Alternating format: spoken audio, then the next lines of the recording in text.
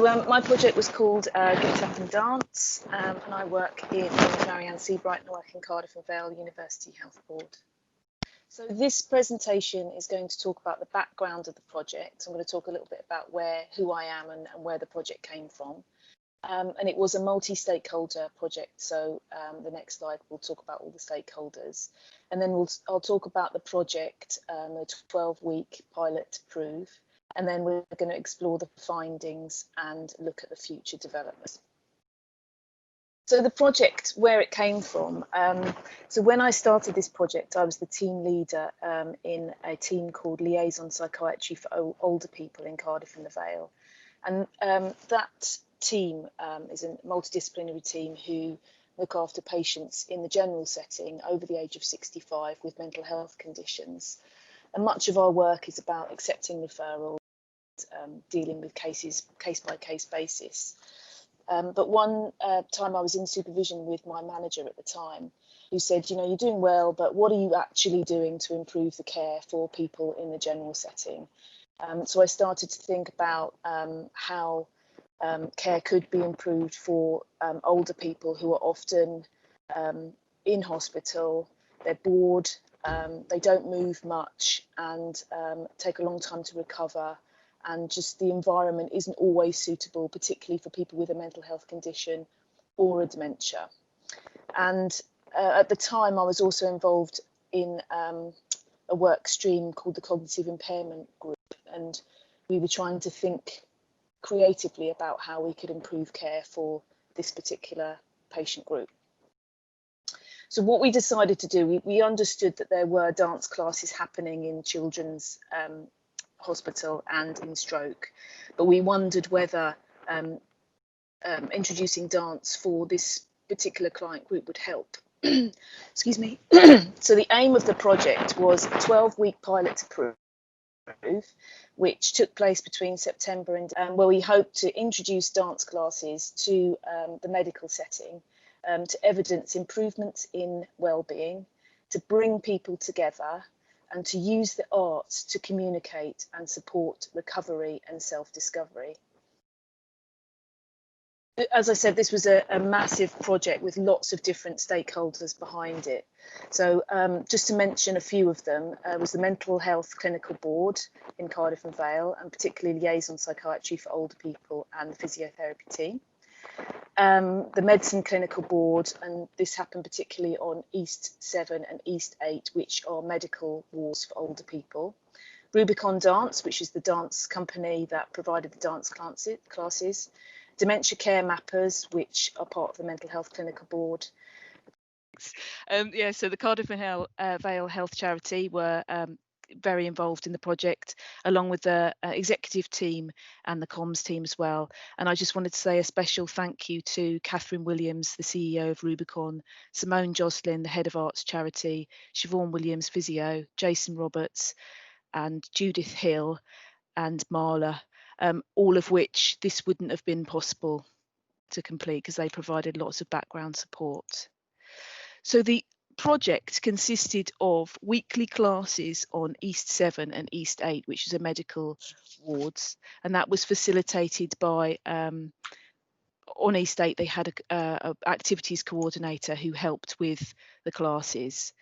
They were led by a Rubicon instructor, and also the staff from the Liaison Psychiatry for Older People helped get the patients into the room and facilitated that. Because of staffing issues on the wards, it was difficult for the existing teams to run the classes. The classes were evaluated by Dementia Care Mappers, and this is an evidence-based tool to evaluate the care provided for people with dementia.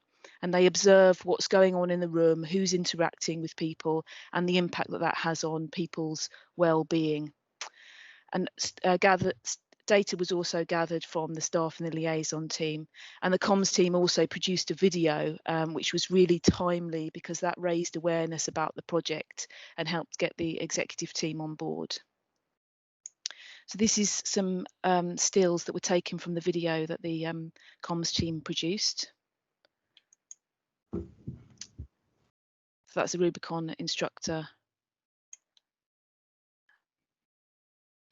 And so we gathered some information about how the patients felt.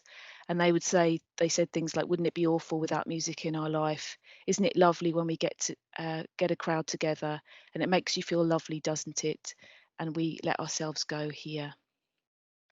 And the dementia care mappers, they obviously evaluated the classes, and they demonstrated that the well-being score was above average, and it showed that individuals gained different levels of benefit from the group, and their well-being scores were significantly higher than sessions where there was no dance class. So it demonstrated that having these classes improved people's well-being on the ward.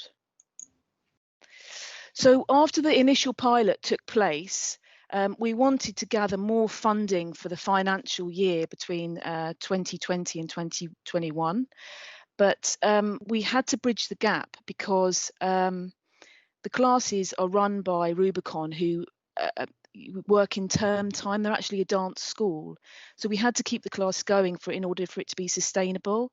So we appealed to the executive team, who provided funding of about £3,000 to bridge the gap from December through to April, and to give us enough time to find further funding. And then we successfully found further funding. £14,000 was found from the health charity who submitted that money, and then we wrote a bid, myself and Rubicon, and found £7,000 from Arts into Business, which gave us enough money to fund classes in the mental health units, and on the general setting, and in other areas in primary care. So where next?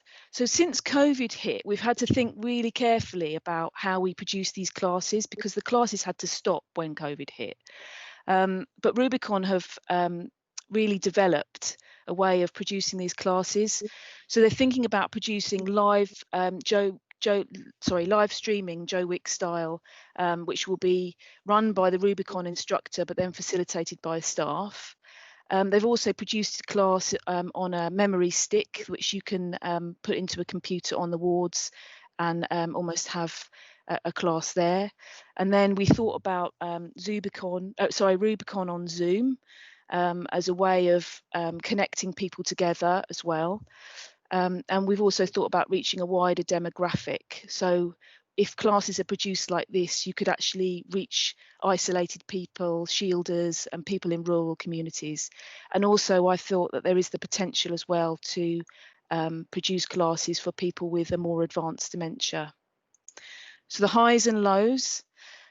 The really high points, I think, was the first time that the classes arrived on the wards. We all knew that it would work, but actually when you see it in practice, it was amazing having music and people dancing, and lifting spirits and raising morale.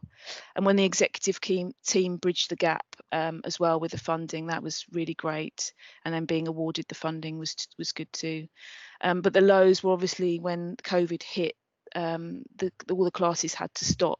But it was very inspiring to see how Rubicon adapted.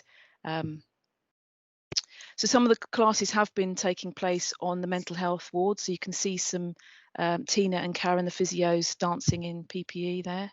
And there's Rubicon going on in the background.